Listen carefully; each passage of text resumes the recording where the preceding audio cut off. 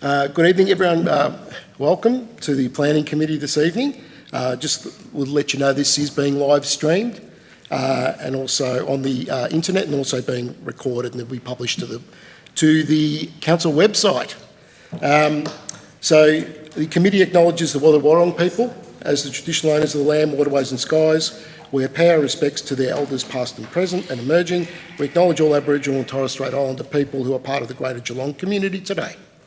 I'll introduce the panel members. Councillor Andrew Kados, I'm the chair.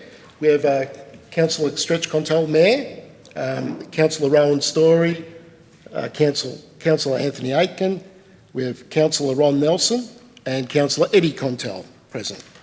And the officers present, so we have Eskinda Ukaba-Michael, got it right, John Rush, and also Joanne Van Slageren. We have apologies from Councillor Sullivan, Councillor Cadwell, Councillor Burson, Councillor Wilkinson, and that's it.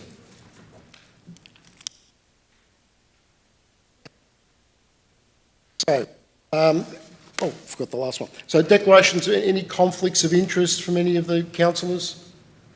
No conflicts of interest? No. Thank you.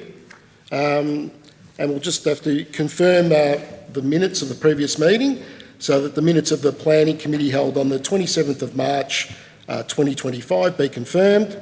May I please have a mover and seconder to confirm the minutes of the previous meeting? Councillor Story as mover. Councillor Contel, Eddie Contel.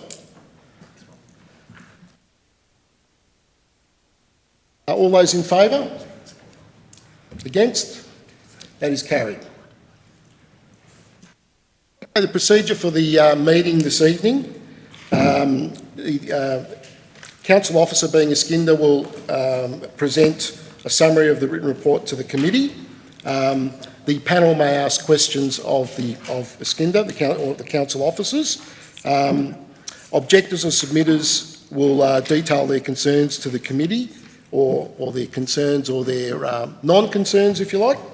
The panel may ask questions of any objector or submitter.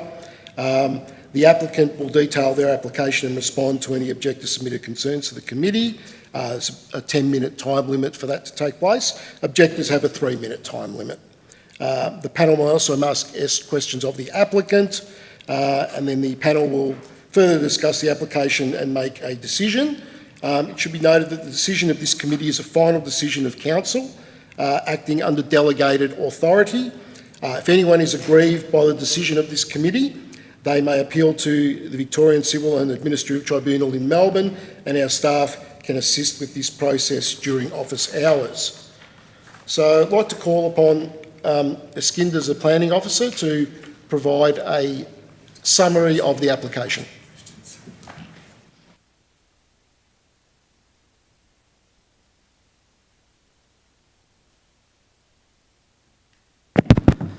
Thank you. The proposal we have is for building and works associated with the construction of 3-story apartment building containing 21 dwellings, reduction in visitor car parking, and alteration to access to a transport zone 2. The site is located at 78 Barrabool Road and 80 Barrabool Road. It's composed of 2 lots. The area is 1259 meters squared. It has got a frontage to Barrabool Road of 32 meter, 28 meter to Montague Street, and there is a bit of truncation with 6.67 meter. Currently, there are 2 single-story dwelling houses and outbuildings associated with those single-story dwelling houses. There is a bit of vegetation on the front and on the back as well, so they will be cleared and demolished to give way for this development. There are 2 driveways on each, 1 driveway on each lot, one from Montague Street and one from Barrabool Road, serving the existing 2 lots. Location-wise, the site is located within an established residential area in Highton, opposite to Highton Reserve. Highton Tennis Club, Highton Bowls Club to the west are located. Approximately 200 meters to the west is the Highton Shopping Village. It's a neighborhood center. 240 meters from public transport along Roslyn Road. In front of St. John's Church, there is a bus stop, public transport, and there is another one 300 meters to the north along Mount Pleasant Road, a bus stop as well. Both are walking distances, and the site is close to public transport. Highton Primary School is located to the east, 300 meters, and Highton and High School is further located beyond the Highton Village shopping area as well. Highton Senior Community Center is located on the western part of the site across Montague Street as well. Surrounding uses generally are characterized by single-story and two-story dwelling houses. Bit of townhouse development has happened in the area as well, in the form of two-story and one-story dwellings. In terms of apartment buildings, three-story apartment building at 1554 Barrabool Road, Highton, is already built and existing. There are two nearby approvals for apartment buildings, one at 16 Duggan Court and another one at 34 Barrabool Road. There is an approval for apartment buildings with similar scale to the currently proposed one as well. Going in detail on the proposal, it is a three-story development with a height of 10.47 meter high. A basement level car parking is provided and 3 levels of apartment on top of it. And there is also a rooftop communal space of 72 meters squared. When you see each level, there is 22 car parking spaces on the basement level, including 1 visitor car parking space. Those 22 car parking spaces will cater for all residents. And also there is 22 bike parks in the basement level to serve the residents. And there is 2 bike park for visitor at ground level, could be accessed anytime as well. In terms of bedroom combination, on the ground level, there is 6 two-bedroom dwellings and 1 bedroom on ground level. One thing to highlight is also that on ground level, 4 of the dwellings could be accessed directly from the road, from Montague Road and from Barrabool Road, with a pedestrian access to their secluded private open space with a gate. It has got a good connection to the road. And at upper level, first level, there is 7 two-bedroom and 1 one-bedroom. On the top level, there is 5 two-bedroom and 1 three-bedroom. Crossover is proposed on Barrabool Road to the southeast corner.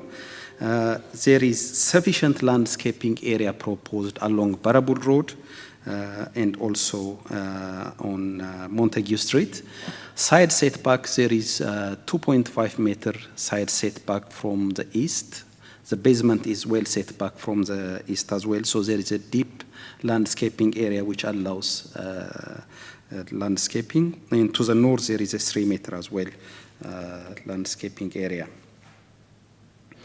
On ground level, there is a waste collection area for a mini loader which could access easily and could come in access in a forward gear and come out in a forward gear as well. The development is referred to internal teams and also to Department of Transport. All internal teams have supported the development subject to condition. Department of Transport have allowed access to Barrabool Road with conditions as well.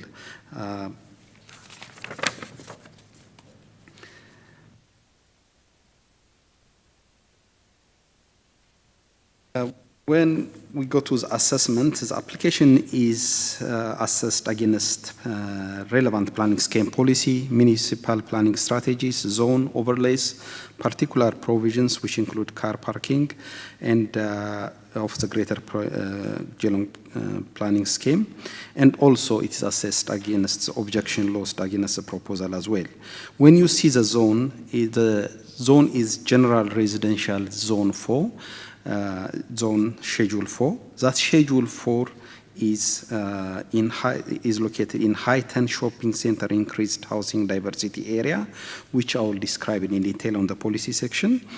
The zone has got a mandatory requirement for garden area, which is 35% of the cumulative subject site, which comes up to 440.65 square meter of garden area is proposed. It's compliant. Height, it is compliant with the height requirement of the zone. The proposal has been assessed with Clause 55 race code assessment, and it meets all objectives. The site is affected by special building overlay, which relates to stormwater and flood. Our engineers have reviewed it. The flood depth is 0.05 meter along the Barrabool road access corner location. It is slightly touching it. And also, the Barrabool road is affected by 0.2 meter depth of flood level as well. Our engineers have reviewed it. Subject to condition, it is supported by our engineers as well. In terms of policy, it is assessed against all relevant policies. The key relevant policy is about increased housing diversity area. As I said, the site is located in increased housing density area. The policy expects increased housing density and diversity in this particular location, which is close to public infrastructures like bus stops, shopping centers, libraries, reserves, parks, etc. So that's where the planning scheme policy expects a higher density and diversity as well. When I say diversity, it has included 1-bedroom dwellings, 3-bedroom dwellings, 2-bedroom dwellings. So it could accommodate,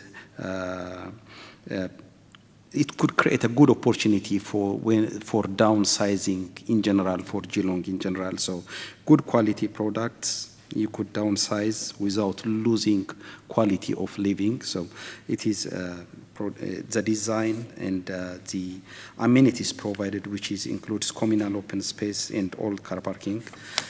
It is compliant. The development has incorporated build form and strategies with articulation, mix of building materials, balconies, landscaping at upper level. So it has got all those design elements which is expected through the policy to have a positive architectural contribution and urban design in this area. Car parking, the proposal has provided all car parking requirement for residents. It requires 4 visitor car parking spaces. It provided 1 visitor car parking space, so it requires a reduction of 3 visitor car parking spaces. The proposal includes a transport impact assessment by 1 grid. That transport impact assessment have done a detailed assessment of availability of on-street car parking space. Considering the development and availability, the only peak demand for on-street parking is Monday and Thursday, and there is a vacancy of occupancy of 36% only on those nearby streets. So those 3 visitor car parking spaces could easily be accommodated within a walking distance from the subject site. Having all those policies, zone requirements, and all requirements required by Planning Environment Act, my assessment is to recommend a planning permit subject to conditions. Thank you. Thank you, Iskander. Now, do any of the councillors have questions of the council officers? Yes, Councillor Nelson. Thank you, Mr. Chair. You said there's only they only use that parking on Mondays and Thursdays. I will explain that. So the car parking study have considered nearby streets like Doug's Court, Elizabeth Street, Montague Street. Walking distance, they have analyzed from near map pictures available car parking spaces throughout the week. So the only peak is on Mondays and Thursday before lunchtime, around that time. So they have extrapolated the demand could be created by this, and loss of car parks because of safety measures around the transport corridor as well. So there is a occupancy is only 36% on those. I can tell you, for someone that lives there, the people that park there are the workers. They park there. They park all the way along Barrabool Road and Roslyn Road to get to work in Highton Village. Monday and Thursday, but Monday to Friday. And Saturday, all those car parks that are about to be removed, proposed, are for the playground. So all the mums and dads that park their cars in front of that playground will now have to park somewhere else. And you mentioned Montague Street to park. You can't park in Montague Street. It's not wide enough. You literally can't. It's not viable. And so Vic Road said that to remove those parks to put in a turning lane. Is that right? So why did they put that? Because there's no other turning lane in Barrabool Road at all. no, to access the subject site, the Department of Transport got to access the safety of that access to those the underground car park. Yep. So they're saying it's dangerous to access it. So that's why they put. To increase safety, safety is a big issue really. By the end of the day, it is a safety issue with the speed environment and all the rest. So what they are saying is we got to put those measures and those on-street car parks got to be removed, yeah. Councillor Contel. What impact does it have on the amenity and privacy of the surrounding residents, the ones that are living behind and next to the development? So will this development allow for people, say, on the second floor to be able to look into the yards and the houses of the other residents? Because we seem to be seeing a lot more of that recently. Apartment buildings such like this are happening everywhere, and planning scheme expects, but there is a raise code which prescribes how amenity got to be addressed. It could be overshadowing, it could be privacy issues. So there is requirements on the raise code. So this proposal have met all those. The way they have done is on ground level, they have got on the perimeter adjoining properties, there is up to 1.8, 1.7, 1.8 meter boundary fence. From ground level, you can't see. At upper level, it is a combination of from the ceiling to the top, 1.7. There is a screening, and also obscured glass is proposed as well. It's permanent obscured glass, so it can't be removed. So those measures, as per the race code requirement, it's compliant, and so it meets objective. And like any other developments in other areas for apartment, this proposal has ensured to meet privacy for neighbours. Just from a layperson's perspective, though, can the people in level 2, for instance, look into the yards of the houses and... So the way the race code works is if a person standing, so his eyesight, say, if I could demonstrate, so he can't, to avoid block his view downwards, up to 1.7 meter is some sort of screening got to happen. So you got to lean onwards to see. Otherwise, from a standing position up to 1.7 meter, either obscure glassing or else a privacy screen is proposed. That's how is addressed on all apartment buildings. This application through the information request, it has changed to address all those requirements. Any other questions, councillors? I just want to quick. How many Councillor car Contel. parks are being removed? So there are 10 on-street car parks along Barrabool Road to allow a safe movement of traffic. The Department of Main Road has required 10 car parking to be lost from Barrabool Road, but 2 from Montague Street. The ones which are removed for Montague Street are not formal car parking spaces. They are parking mounting on the curb, really, not on the within the road reserve, within the beachment itself. They are parking one wheel on the green area or the road reserve. So it's informal parking. There is two lost from Montague Street, but it's to start with, it's not a formal parking, but people park there. So counting those, it is 12. If you don't count those, it will be 10 car park will be Barrabool Road, yeah.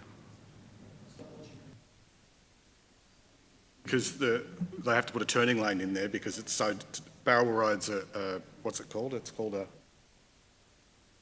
It's higher order road, it's a transport zone 2. An arterial, yeah, it's a high arterial road. Yep. It comes off the ring road, so there's a lot of traffic that goes down there. So they propose to put in a turning lane because it's so dangerous with...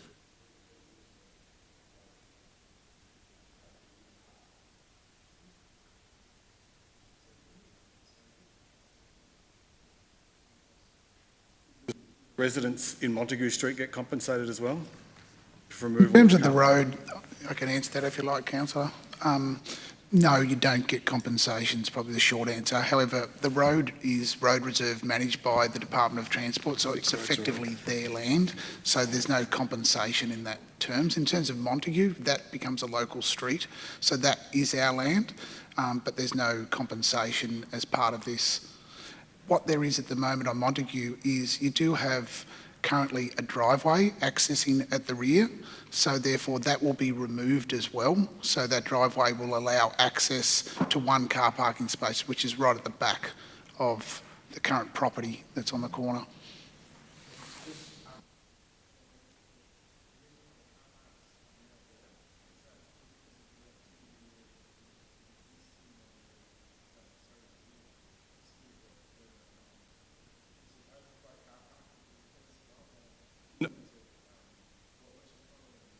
In Montague Street's overflow parking for the townhouses behind the proposal.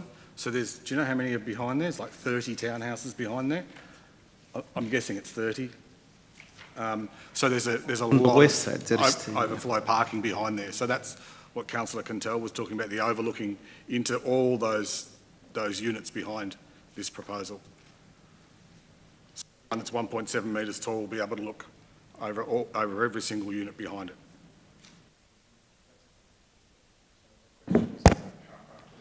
Well,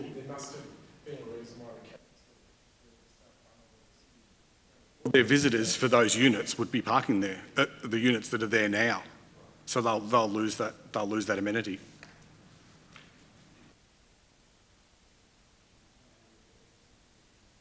Units are behind the proposed development. There's at least 20, because one of the objectives was from number 20. So there's a minimum of 20. Yeah, so they're concerned about the overshadowing.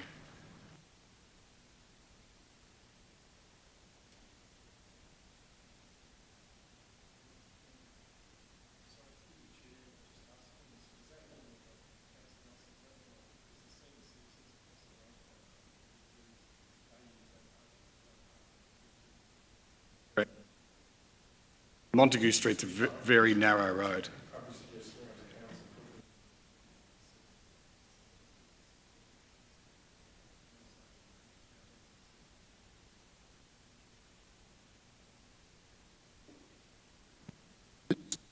One question I had about the turning lane. So there's a left and right turn lane, is that correct?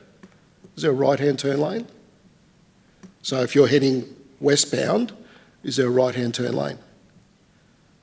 I'll respond to that. In the centre. Thank you, councillor. Yeah. So there's not effectively a turn lane. What there is the ability, yes, to turn left and to turn right. You could turn right if you wanted to out of the development as well.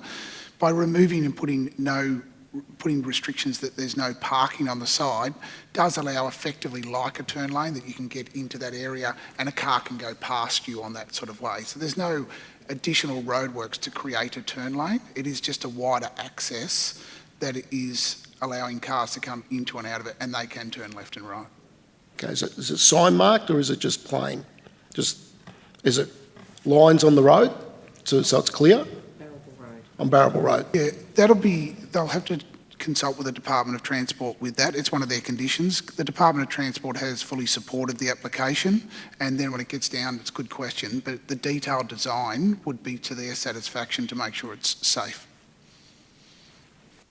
Thank you. Any other questions, councillors? Waste removal, sorry. Councillor Nelson. Mr Chair, the waste removal, you said it was by a private collector, so that will be, the cost will be brought by the residents, not by the council? Not going to be from the basement level, so Yeah. it does, yep. Yeah.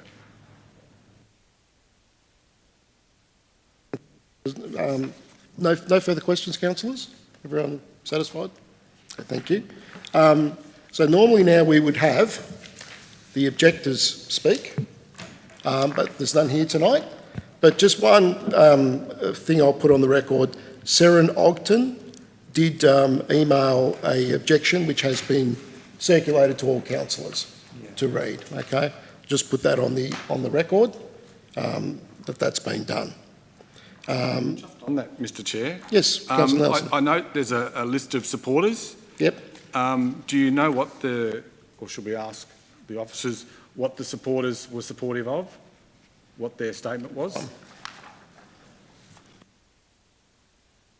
You just give me a moment. I've got it in front of me, Councillor. So the supporter says, I want to support this development of higher density residential buildings because it is important for the overall affordability of housing in Geelong and Australia overall. So to that point, is this affordable housing? A good question, and I'd probably put that to the people in the room sitting to my right. Everyone, all councillors satisfied with the questions? Yes? Okay, thank you. Now I would ask the applicant to come forward and speak. You have up to 10 minutes, so thank you. Look forward to hearing from you. Thanks, councillors. Also got James Morphy and Will Morphy behind me as well. They're the landowners. And I don't think I'll need the full 10 minutes, and we'll allow some time for questions perhaps. So here we are again. We've had a few applications in Barrabool Road, and it's not surprising because this area is subject to change, and things are happening in this area. We almost a year ago to the day we were here for 34 Barrabool Road, and a year before that we were here for Duggan. We've had other applications, 56, and there's been 4 Taylor Court. So and that's a good thing, I think, in terms of the policy working. This is an increased housing diversity area, so the policy is designed to facilitate housing in this area. This is a larger site than the other ones. The other ones were less than 1,000 square metres. This one's over 1,200 square metres. So that's why you're getting more dwellings. And I guess in terms of this increased housing diversity area, it's also complementing the Victorian housing strategy, which in the Greater Geelong area alone is trying to facilitate over 139,000 houses. This is a great location. We overlook a park. We've got good access to an activity centre. In this case, all the referrals are happy. So all the internal departments, including the flood engineers and the development engineers, our environment unit, sustainability consultants, the parks department, the urban design team and council's waste services unit are all happy with this proposal. The planners are happy with this proposal, which is obviously reflective of the officer's report, and even when you go through the really objective tests which relate to res code, we comply with all of those provisions. So in terms of the objectives, we know that change is difficult for people, and we want to make sure that change is done in the right way.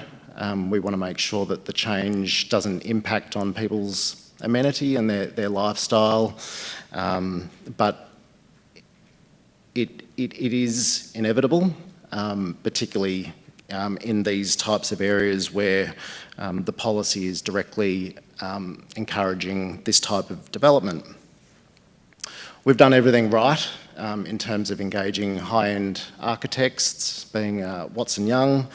We've engaged reputable consultancy firms such as 1 Mile Grid, who have done the traffic impact assessment.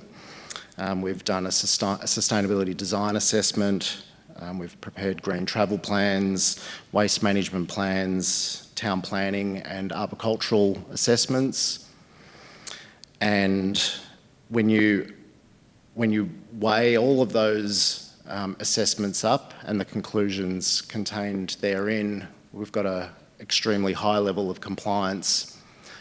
The bit that we're perhaps not complying with, so to speak, if that's a word that is appropriate, and I don't think it is in terms of compliance, is the reduction of three visitor car parking spaces. We just had obviously there was some questioning then just in terms of the loss of street parking. When you actually look at that Barrabool Road, now, and I obviously need to echo Mr Rush's comment that this is a transport zone, so the responsibility of that road is the Department of Transport, who are the ones that actually require the removal of those spaces. It's not something that we've wanted to do, but it's something that's required. When you look at the south side of Barrabool Road, there's actually some line marking on there for a bicycle lane. So if you've got cars parked in that road, which they're able to do, there is a break in between the no stopping signs, but there is a painted bicycle icon, so to speak, on the road. If cars are parked on that in that section of road, which they're lawfully allowed to do, and you've got a bike coming along there, they're going to have to come out onto the road, into the trafficable lane, and go past those bikes and then back into the bike lane until the next area of car parking, then back out again. And for a major collector road, I'm not sure that's an ideal situation. Now, that I'm a town planner, I'm not a traffic engineer, and indeed I'm not representing the authority that deals with the function of Barrabool Road. But when you look at our proposal, we've got an existing driveway into Barrabool Road. Our proposal puts the driveway in the same location. There's already some chevrons or line marking in the centre of the road, almost adjacent to the access point. So we're actually making it better in that regard. We're protecting the street tree, which we know that's really important. And if you are looking at the street view, which I suggested a moment ago, if you look closely into where that street tree is, you'll see the curb is all over the place. It's because of the roots, it's actually significantly impacting on the curb and channel. So it's a bit tied through there. That needs some work. But I guess our traffic engineers and indeed Council's traffic engineers, and by extension then the Department of Transport, have all looked at this and said, well, from a safety point of view, from a vehicle movement and accessibility and manoeuvrability point of view, it's best to remove those car parking spaces. Now, I don't know whether the Department of Transport, when they formed that view, also looked at the impact on bikes using that bike lane, but perhaps that's a broader strategy that might need to be looked at by the Department of Transport.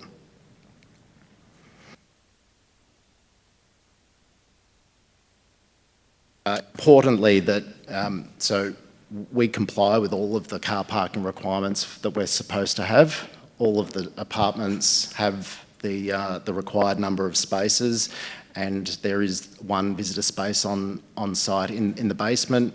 Often this comes up, and the practicality, even if we provided the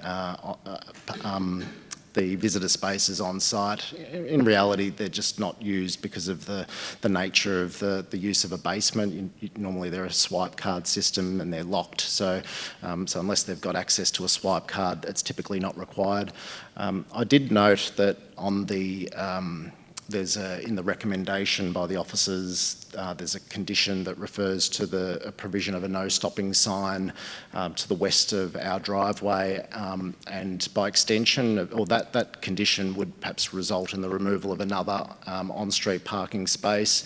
Our traffic engineer has indicated that car parking space, this is on the north side of the Barrabool Road, west of our access point, could be retained. So I'm not sure whether that was written into the DOT response or if it was a requirement from the traffic engineers, but we would be supportive of the deletion of that condition that ensures the retention of that on-street car parking space.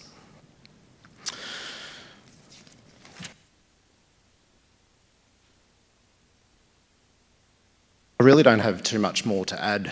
I've dealt with the locational aspects, I've dealt with the policy, and that, just emphasising that our clients have done everything right, and we're trying to implement council's own policy that seeks to deliver housing in this location.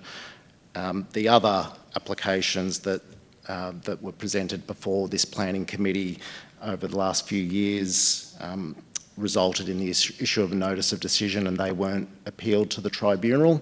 And I'm not going to necessarily make any assumptions as to the views of residents, but their views are important, and we did provide a written response to all of those concerns.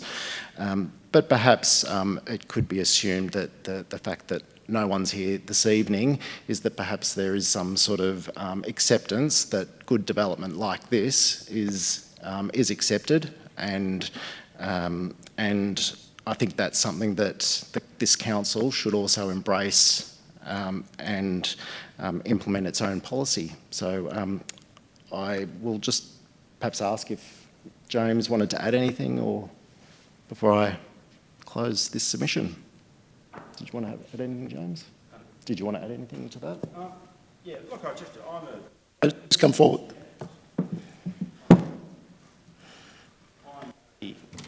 local. I live in Barrabool and I use the Highton shopping centre. I love that area. That's how we're actually we're involved with the Duggan Court proposal, and when these two properties did come up, I thought it was a fantastic opportunity. I park there all the time. There's a lot of car parks behind the Highton shopping centre, the Woolworths car park, all along Barrabool Road. I can never not get a car park there. I don't see the problem. But it really is a special area, and I was involved with Miramar, and I had a lot of people. I was involved with 95% of the purchases. A lot of people said, we would love this, safety, security, apartment-style living, but we love Highton, and we're not moving from Highton.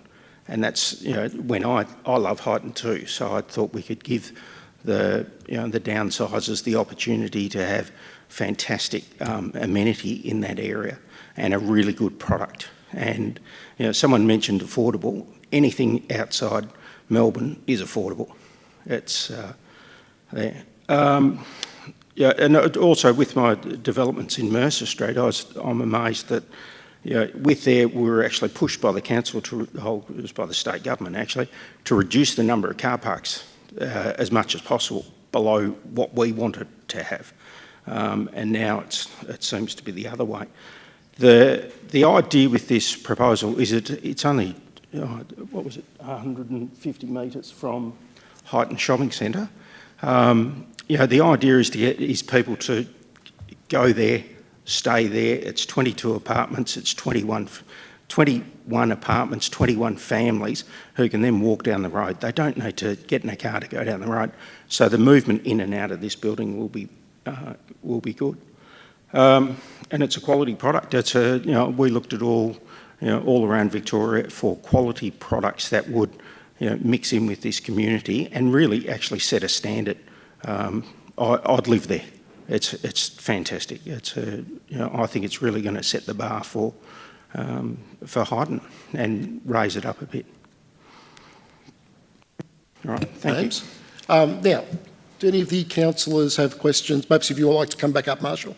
And any of the councillors have any questions of the applicant? I've got Mr. Nelson. a few questions, Mr. Chair. It was talked about car parking, that we can always find a car park, and I get that. If you can't find a park, you just keep driving around till you find a park. But these parks that are being proposed to be removed are not for residents, they're for workers, and then for people that want to use the playground at Highton Reserve. I don't think any house in Geelong is affordable. I'd have to disagree with that. To say that anything outside Melbourne's affordable, I think that's not reasonable. You had a number of developments in Barrabool Road that have been approved. How many of those are for 21 apartments? Well, I guess the first thing is it's not a numbers game. There's a question of intensity versus density, and this is not about how many, but if we can go through that number, and you can look at the aerials as well, and you can see how many units there actually are in this area. If we're talking about a density and a cluster of how many units there are, we haven't analysed all of the number of dwellings within a 400-metre walkable catchment of the activity centre, because that's how the IHDA was established, because it's based on walkability. Because the policy's saying that doesn't matter at this point. It's a matter of making sure that you deliver housing in this location, because it's been determined by council many years ago. This is where you want to see development. And back to the car parking question again, our traffic engineers did do parking surveys.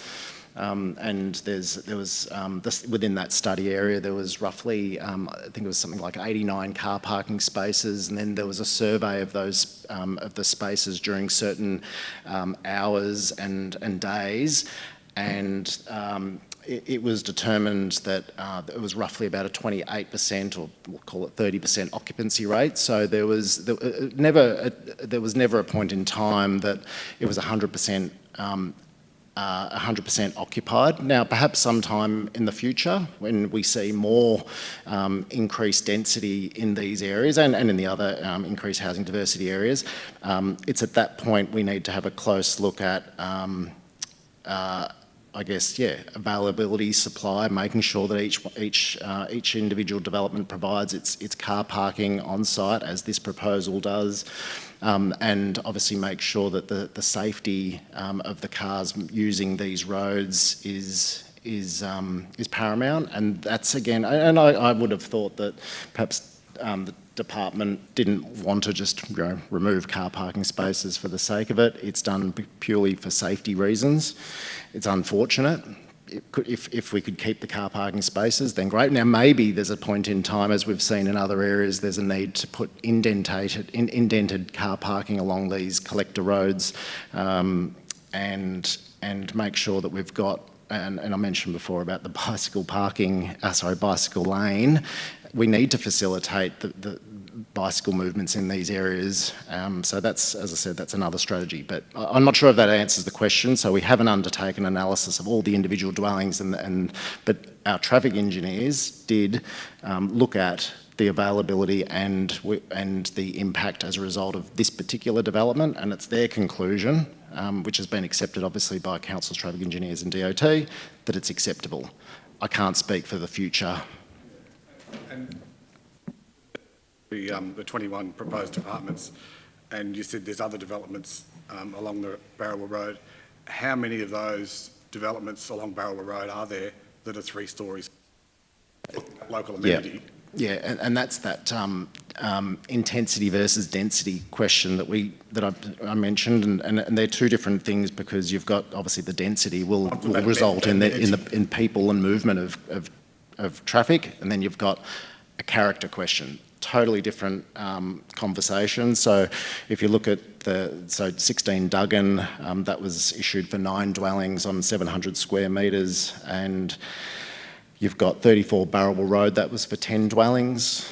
54 Barrabool Road was for 7 dwellings. 56 Barrabool Road was 4 dwellings, and 4 Taylor Court, which was a little while ago, that's around the back, sort of near the centre, that was 9 dwellings. And even when you look at the older housing stock directly behind our site, I thought it was 19, but it might be 20, 21 dwellings. And then obviously our neighbours to our immediate east, that's got units. And then you look all the way along, they're all units. There's only a small handful of properties left that you can see potential for infill development opportunities. My question was how many are 3 stories? Oh, so all of that, so 16 Duggan, 34 Barrabool, and how many of those are built? They're not. None of them are built. There's only one that's built. Yeah, so one's built. That's obviously the 56 Barrabool. No, which one's built? Yeah, the one you guys didn't do. No, we didn't do that one. No. No, but there's constantly 4 lease signs or 4 sale signs out the front because people just don't like living in them. In fact, 22 to 24 Barrabool Road had a permit for 3-storey apartments as well, and they've thrown that out because they realise it's not the right area. So they've changed their application now. They've actually got an application in now for a child rather than building 3-storey apartments. Is that correct, John? There's a current application for a childcare centre, that's correct. For me and for the residents of Highton, it's about amenity and 3-storey. No one wants to live in 3-storey apartments. They just don't. Yeah, but then we merge into another conversation about what people's lifestyle choices may be, whether that's now or in the future when these dwellings are built. The reality is that we've got a policy, a council-adopted policy that James is implementing. Now, if there's a desire by the council to not support this kind of development, which is directly supported by policy, then there needs to be a change to the policy, because otherwise it's not fair on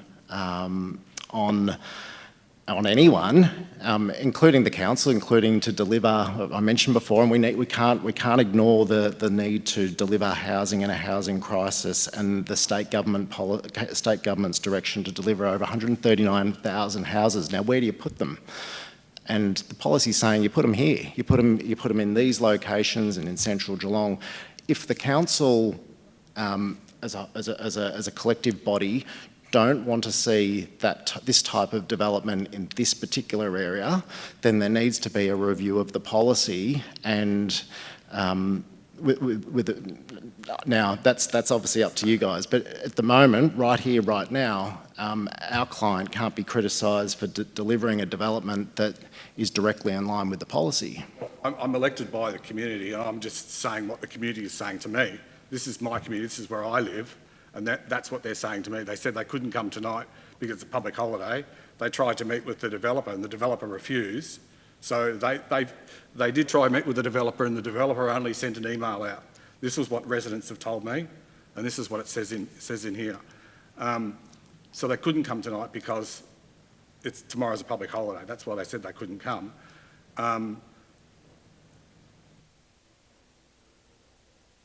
That you want to build diversity. And how many properties have you developed in Barrabool Road so far? How many? Do you have applications approved for? How many have been developed? Well, 16 Duggan Court, that was issued mid... 2 years ago next month. Yeah.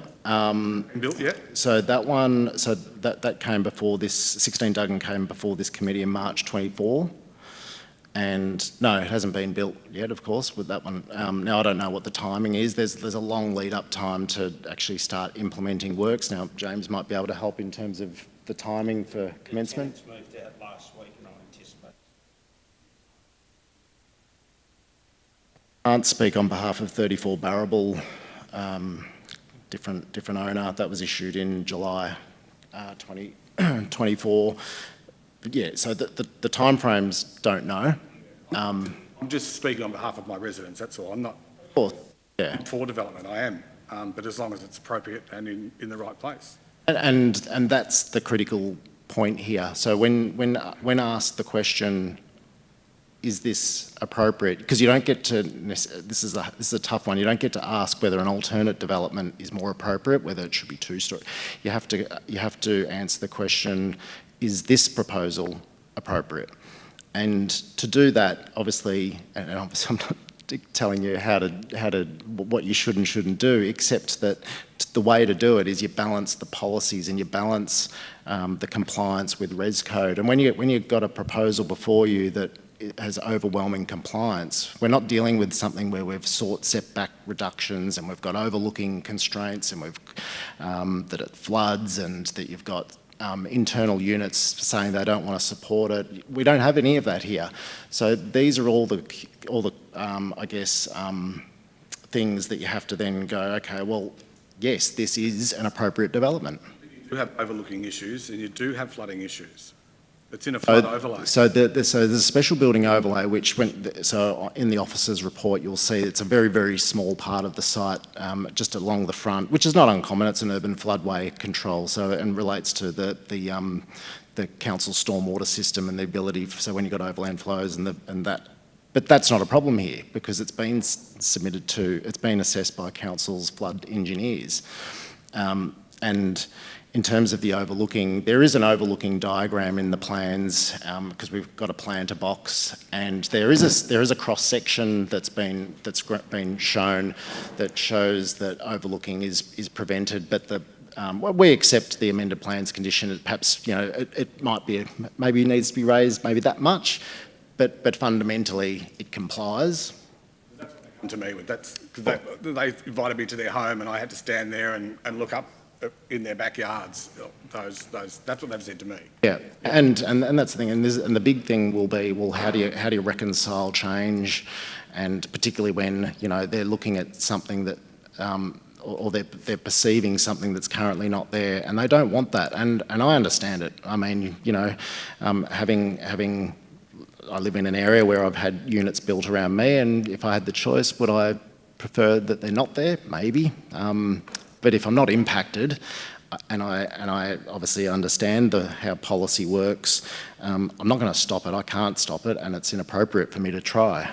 And I think the onus is on us, both as the applicants, and the onus is on council to explain to residents how they're not going to be affected. Now, if we can't do that, well, then we've got a problem. If it's like, well, there's overlooking issues. And we can't explain why that's appropriate, well then that's a problem. But we don't have that situation here. Well, we do, because the residents requested to speak to the developer and the developer refused to meet with them. Yeah. Never had a request to be spoken to. Neither have I. I had a phone call this afternoon from a resident in Montague that said exactly that. And all they said was that the developer sent them an email. Is that? I wonder if it's just the written response to all of the objections that we provided back in December, which was then, it's a response provided back to the council, and then the council then, the planning department rather, then send that to the objectors for comment. It's Jack Green. No? Can't remember any. We have forwarded the response from the objection, but the report have addressed it as well. It meets clause 55. Quite often I'm not sure what's happened in this case. Quite often when we get a copy of the objections, all of the information's redacted. It's just part of the privacy legislation. It's quite unfortunate because back in the olden days, not that long ago, you'd get objections and you'd see who they are, where they're from, and you could go and knock on their door and you could try to talk it through with them, whereas we don't get that benefit these days. Not all the information's redacted, Mr Sullivan. I'll just need to be correct. The owner's details and their The addresses. owner's name is public information. The owner's address is public information. What is not public information is contact details, such as phone numbers and email addresses. We need you to know, as applicants, where people live and how they're impacted. So we do redact phone numbers and we do redact email addresses, but not street addresses. Just want to make that clear.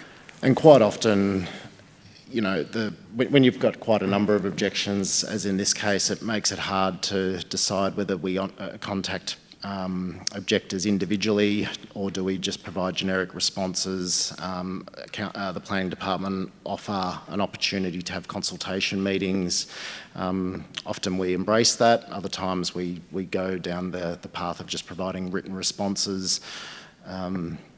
The role of the objector, of course, is to explain how they're going to be affected by a proposal. It's not necessarily, you know, there's situations obviously where they just don't like it, and that's, we're not going to dispute that. You get to, they can make that call, but the Planning and Environment Act puts the onus on them to explain how they would actually be materially affected by a proposal. And again, when you measure those concerns to determine whether it's appropriate or not, you go back to the rule book, so to speak, back to the planning scheme, back to the policy framework and res code. And you go through res code and Askinder's assessment here, and it's in Appendix 1, and you go through, and it's in a table format. It's very well written, and you can see, go down on the right-hand side, and complies, all 34 standards.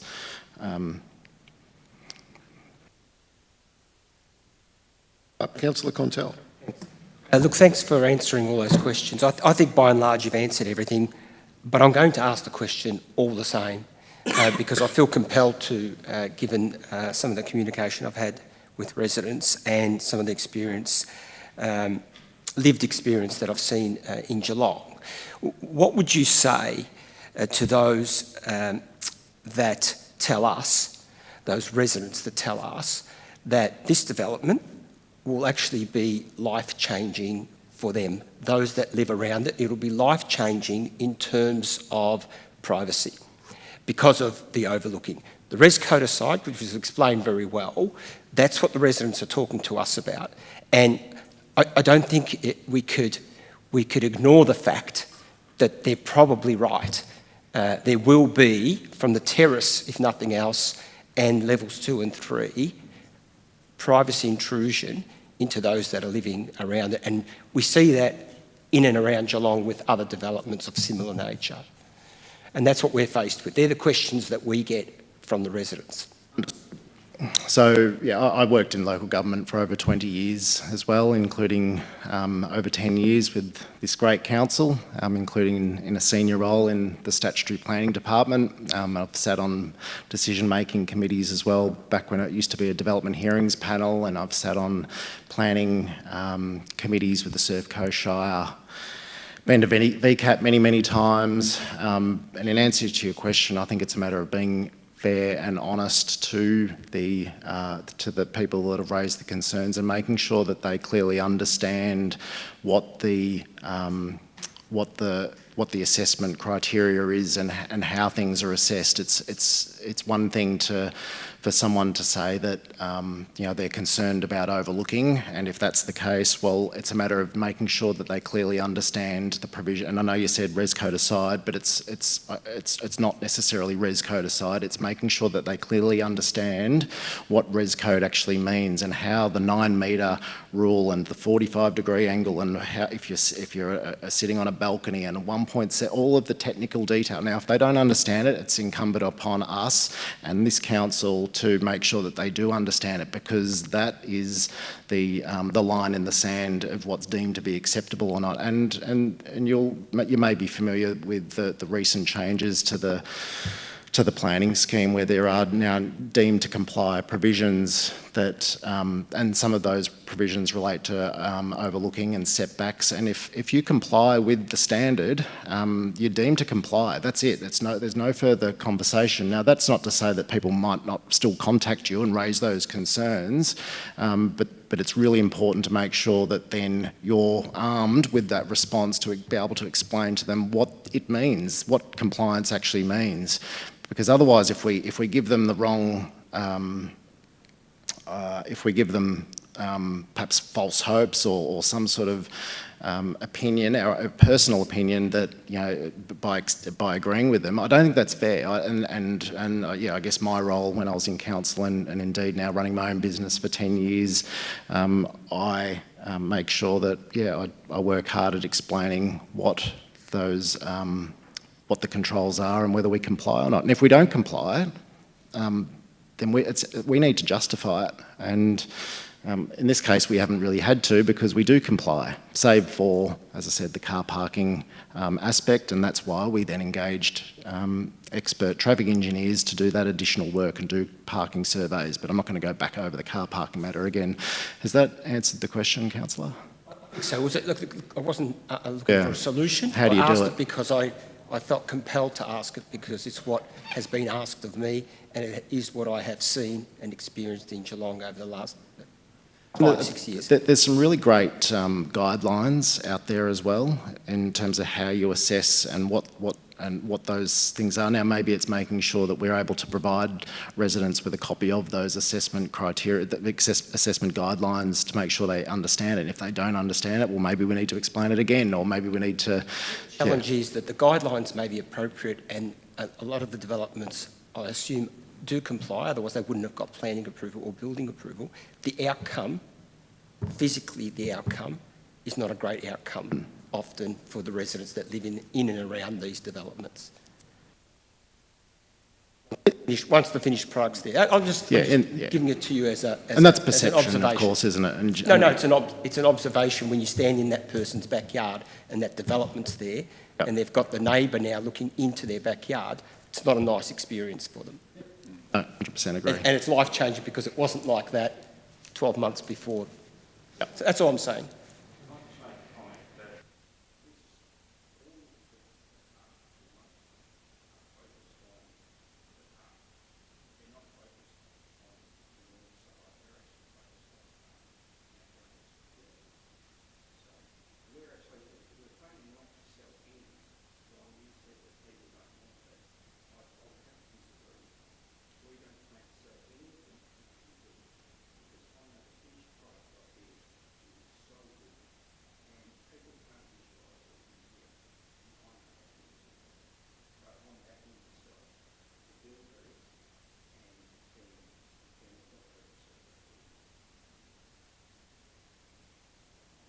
More questions for the officers. John, you might be able to help me with this. Do you just want to go? You can go. You talked about compliance, and I just can't get over this hump of the loss of parking, and there's a lot of moving parts here with this, and we're just about to go into, for benefit of my fellow councillors, a Highton UDF week after next. And the biggest, can you tell the councillors what the number one issue for Highton traders is? Could you answer that question, or should I defer it to Joe? I'll leave that one to you, I think, only because whilst I do love going to the Highton Village, I couldn't probably answer what their number one issue is. The number one issue, for the benefit of the councillors, what's the number one issue for Highton traders? So the Highton traders are concerned that the UDF, which is separate to the planning scheme amendment, but the UDF has options for minor development on the council car parks and the loss of car parking that will entail, even though it does also include relocating those car parks to another location down Bellevue. They don't want any change to those council car parks numbers. Yeah. So my point is that the traders don't want a loss of car parks either. So this will affect that in turn. All right, any further questions? No? Thank you for presenting, Marshall. James, thank you. So we have before us a recommendation that the responsible authority, having considered all matters which the Planning and Environment Act of 1987 requires it to consider, decides to issue a notice of decision to grant a planning permit for buildings and works associated with the construction of 21 dwellings, a 3-storey apartment building, reduction in visitor car parking and alterations of access to Transport Road Zone 2 in accordance with the plans and documentation submitted, with the application subject to the following recommended conditions, which are listed in the report. For the sake of time, I won't read through all the conditions. Do I have a mover? Councillor Story? A seconder? Councillor Contel?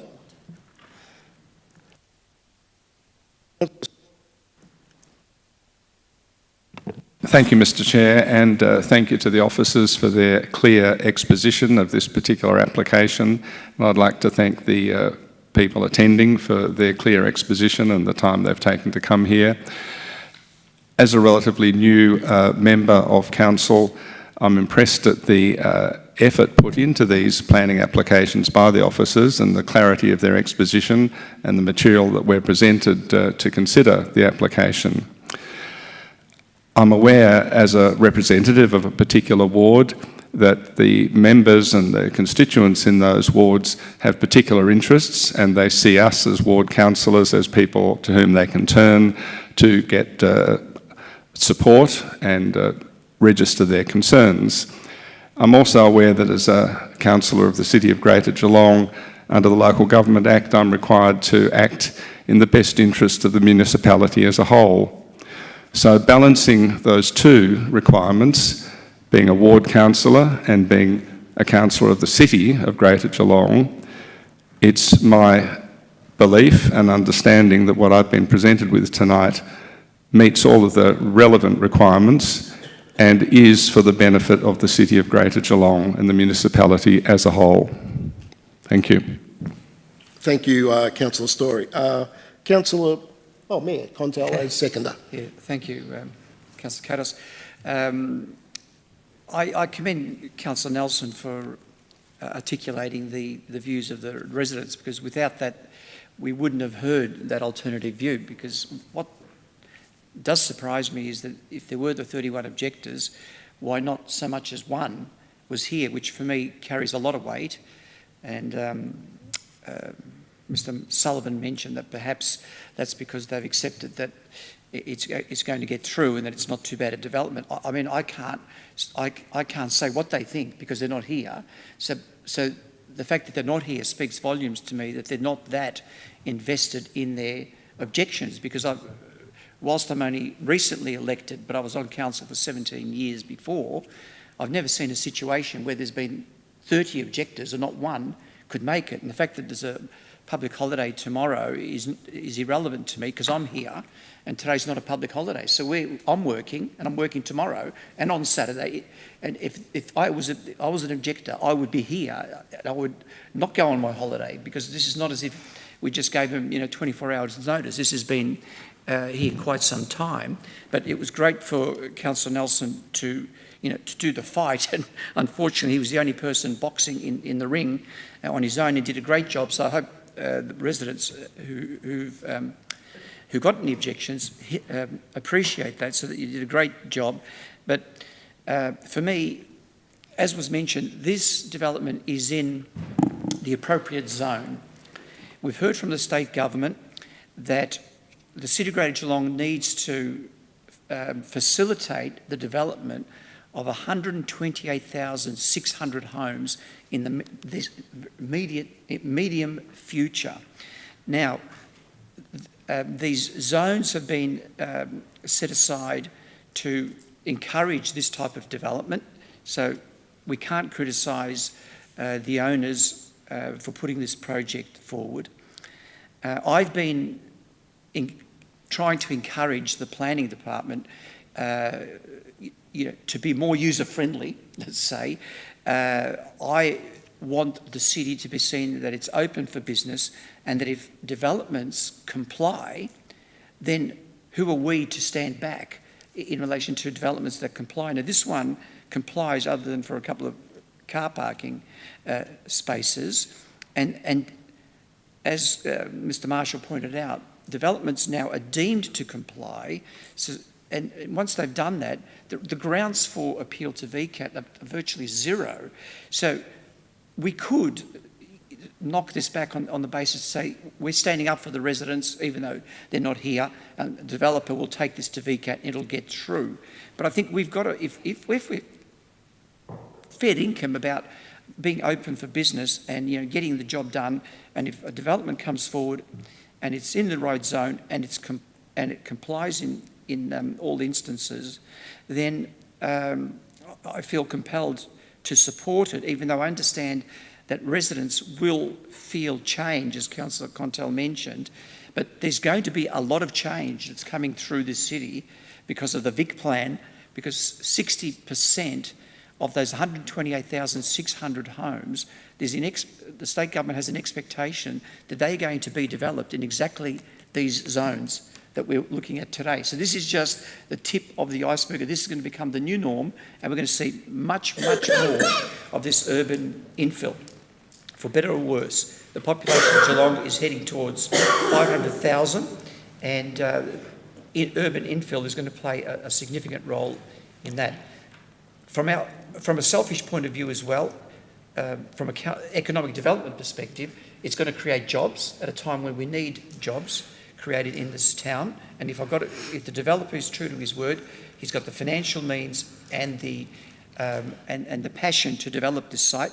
So I'd love to see this happen. If it gets up, I'd love to see it come out of the ground. And also, it's going to increase our rate base. There's going to be 21 properties that are going to be generating rates, not 2. So also another positive to look at from a sort of macro perspective. I'm not happy about the loss of the car parks, but that's not the fault of the developer. I'm not even sure that it's the fault of the council. It's the Department of Transport that has prescribed that, so that's out of our hands. So I can't hold that against this application, because it's been foisted upon all of us. So that's where I stand. Thank you, Mayor. Anyone else wish to speak? Alternative, Mr Chair? If the motion were to be defeated, yes. Councillor Nelson. I understand the Mayor's point with regard to car park. Sorry, I'm not sure I understand the Mayor's point with regard to car parking, because it is the developer's issue, because there's currently no turning lane there now, and they have to put it there because it's going to be dangerous to exit and enter that area, which is why they need to put the turning lane there, which is why they need to remove the car parking. So it's admitting that it's a dangerous road. My alternate recommendation is that the proposal doesn't meet all the stipulations, is not consistent with clause 15.01-2S of the Building Design and clauses 15.015S, 15.015L neighbourhood character. The Mayor talked about neighbourhood character, and I think that's a really important thing. That's why people want to live in Highton. That's why I live in Highton, because of neighbourhood character, and this is completely against that neighbourhood character. The proposal is not consistent with clause 16.01-1.02 of increased housing diversity, and the proposed built form and mass does not ensure that density, mass and scale of the residential development makes a positive architectural urban design contribution to the increasing housing diversity area. The proposal is not consistent with the purpose of clause 32.08 of the general residential zone to encourage development that responds to the neighbourhood character we've all been talking about. We live in Highton for a reason, and this is not that reason. The purpose is not consistent with clause 32.08. Oh, sorry, I said that one.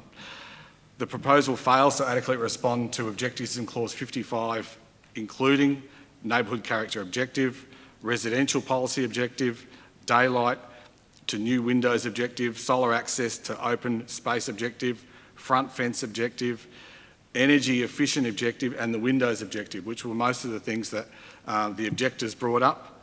The proposal fails to provide an appropriate number of car spaces by clause 52.06. Not only does it fail to provide enough car spaces for parking provisions, but it also requires the removal of 12 additional car parks.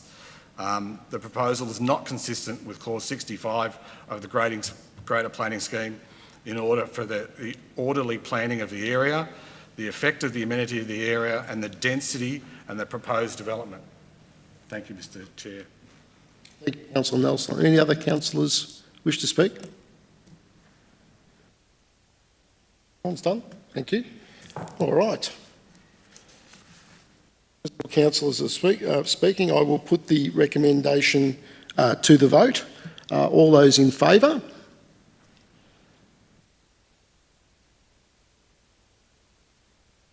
Those against?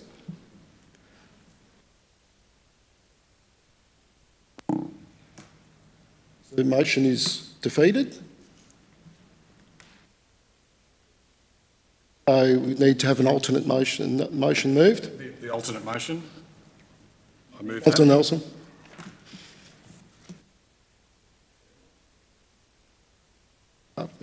Councillor Contel. What I said before with regard to, I'm not against development at all. I agree and understand with most of what's been said, but it's this loss of parking and the danger that it poses to the residents, for number one, and number two is the loss of amenity that this development will propose, because people live in Highton for a reason. They live where they live for a reason, whether it's in Highton or Newtown or in Surf Coast Shire as the proponent does.